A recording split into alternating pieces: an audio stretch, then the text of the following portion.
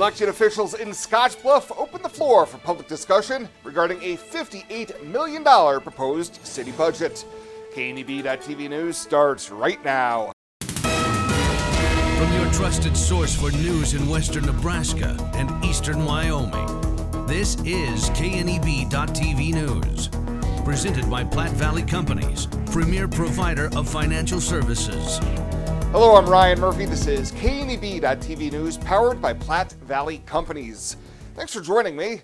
In our top story, the Scottsbluff City Council, in a special midday session Tuesday, met for a public hearing on the proposed fiscal year 25-26 budget. Overall, the budget will increase roughly 7.8%, from $54 million to $58 million. City Manager Kevin Spencer says due to the expenditures exceeding projected revenues, this budget shows a reduction in cash reserves. Finance Director Lane Kazire said that one reason is that they were being a little more realistic with expected revenues. We left sales tax the same, property tax will be the exact same as last year, so those didn't increase or anything like that. So it was just being a little more realistic, like hotel occupation tax hasn't hit the last couple of years, so those were, it's minute, but it was just being a little more realistic on those numbers. They did note that the spend down of cash reserves meets the financial policy requirements of cash on hand, with a long-term focus of keeping debt loads low and adequate cash on hand for emergencies. Well, last week, the U.S. Department of Transportation awarded Denver Air Connection a new 4-year essential air services contract for Alliance Municipal Airport. Under the latest contract, Denver Air Connection will provide 12 to 14 weekly round-trip flights to and from Denver International Airport on its 9-seat Metroliner 23 turboprop aircraft. The airline also began serving Chadron Municipal Airport this week, where it will offer a dozen round-trip flights per week. Chadron officials last year selected DAC over their previous carrier, Southern Airways Express. And motorists across Nebraska will want to keep in mind a number of changes to rules of the road taking effect today. Previously, the Move Over law applied only to emergency and roadside assistance vehicles, but now drivers must slow down and move over when approaching all stopped vehicles and vulnerable road users on the side of the highway. That includes pedestrians, bicyclists, people in crosswalks, and ag vehicles or equipment. In addition, the price you'll pay if you're caught speeding goes up, with a ticket for 1 to 5 miles over the limit jumping to $50 instead of $10, and the faster you speed, the price increases with up to $400 for 36 or more miles over the speed limit. The criminal penalty for motor vehicle homicide becomes a Class 4 felony if a driver's actions cause another person's death. We'll have more news right after this. Whether you're gardening, searching for the perfect vacation home, or planning your next travel destination, your life is just as unique. Your Raymond James financial advisors, Jody Rosiska and Kevin Figg, get to know you, your passions, and your vision for the future, so you can live your life. That's life well planned.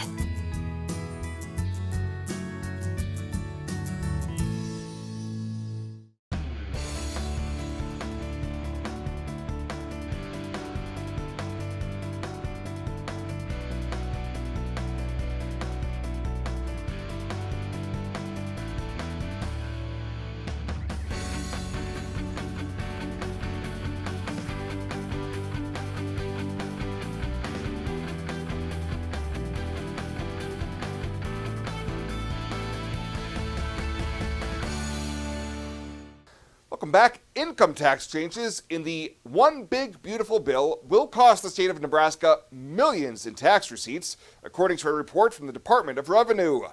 Following passage of the Big Beautiful Bill, the Nebraska agency was required to examine tax code changes and how the state's corporate and individual income taxes will be impacted. For the current fiscal year, the changes will cost the state an estimated $102 million, with a total impact of nearly $406 million over 4 fiscal years.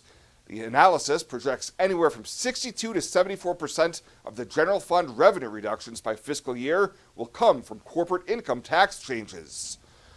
Well, a trailblazing jurist has announced her retirement from Nebraska's highest court. Nebraska Supreme Court Justice Lindsey Miller Lerman has submitted a letter to Governor Jim Pillen saying she intends to retire on October 31st. Miller Lerman, who was appointed to the Supreme Court back in 1998, said it has been a privilege to serve the citizens of Nebraska as an appellate judge since 1992. She was among the first justices appointed to the Nebraska Court of Appeals, which was created a year earlier, and was the first woman appointed to the Nebraska Supreme Court. In a statement to media, Governor Pillen thanked Miller Lerman for her long-standing public service. The Judicial Nominating Commission for the Supreme Court's 2nd District, which consists of Douglas County, will solicit the names of potential nominees to be presented for consideration of appointment. I imagined retirement in a place where we could enjoy our golden years, where adventure and friendship are the only items on the schedule. The Garden Homes at Northfield gives us the luxury we planned for and peace of mind when it comes to convenience, safety, and comfort. We never have to stop and think about the day-to-day upkeep. We love to explore abroad, but most importantly in our backyard. So much to do, so much to see. Here at Northfield, we get the protection of life care, incredible tax benefits, and secured rates for aging services. It's peaceful, knowing that if our needs change, we'll be taken care of. And most importantly, that our kids will never have to make any tough decisions. There never seemed to be enough time to do all the things we wanted. Now we get to focus our energy on enjoying what this community has to offer. At the Garden Homes, life is ours again. A place we had dreamed about. A chance to focus on us.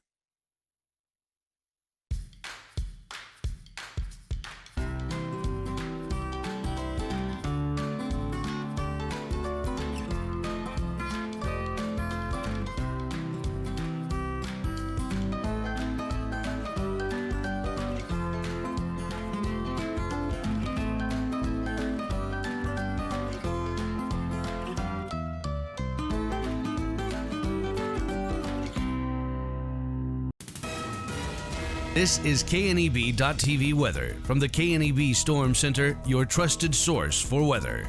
Well, we did have a very warm day again today across the region. Temperatures this evening going to slide down into the 70s. We'll get down into the 50s overnight. Another warmer day tomorrow, and then we're going to turn cooler as a cold front comes our way. 88 yesterday after a morning low of 49, just a couple of degrees above normal. Very comfortable morning yesterday. Nothing in the rain gauge yesterday, just starting out a new month, still 3 inches above normal for the year.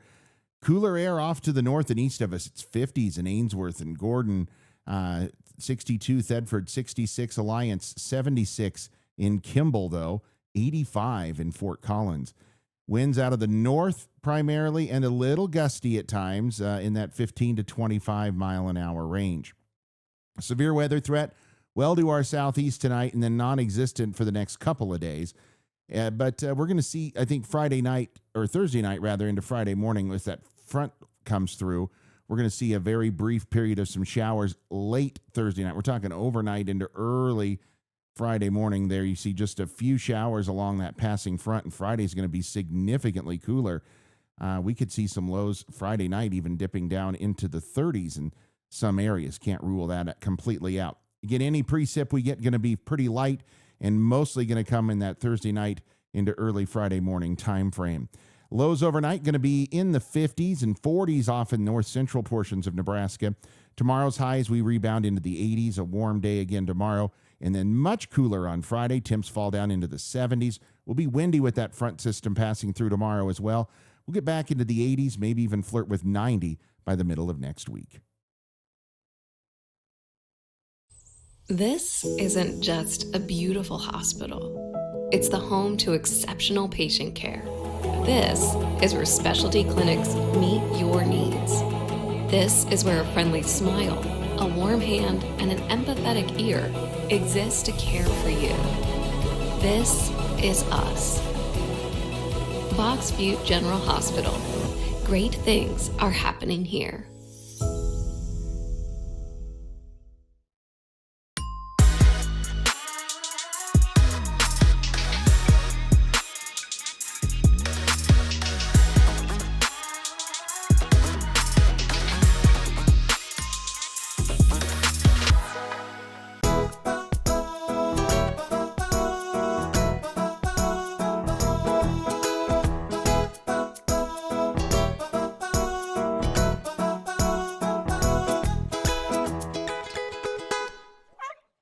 For this week's featured Pet of the Week, we meet Petunia, a 4-year-old tabby who's been at the Panhandle Humane Society since mid-June.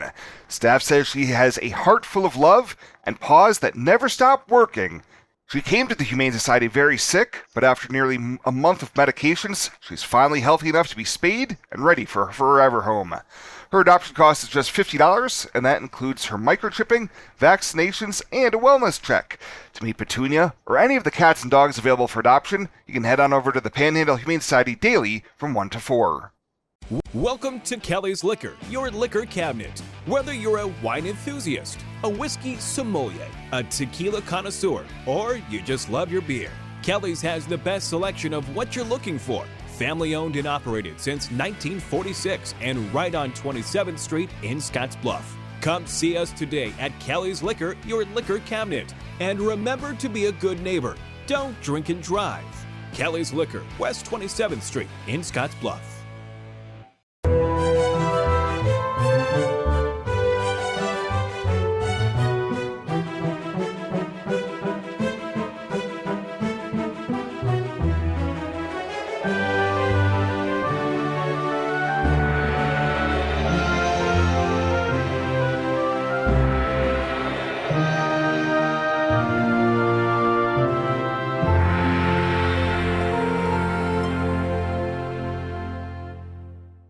Let's take a look at your midweek community calendar, brought to you by Riverstone Bank.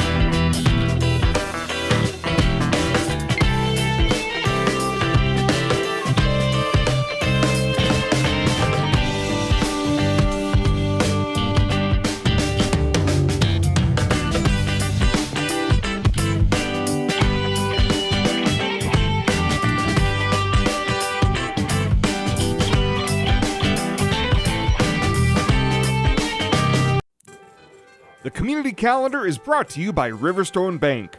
We're local and we love our community. Pet waste and water don't mix. Animal waste decomposes in water, releasing nutrients, which deplete the oxygen fish and other life need to survive and encourage harmful algae growth. Animal waste also has disease-carrying bacteria, making contaminated water unusable. It's easy to prevent pet waste pollution. Simply pick up your pet's waste and dispose of it in a trash can, and avoid letting your pets defecate within 200 feet of our community's waterways. Tri-City Stormwater reminds you it's our water, our responsibility. At Platte Valley Bank, we want to help you take advantage of every adventure. We know you have plans, goals, and dreams. Let us help you with them.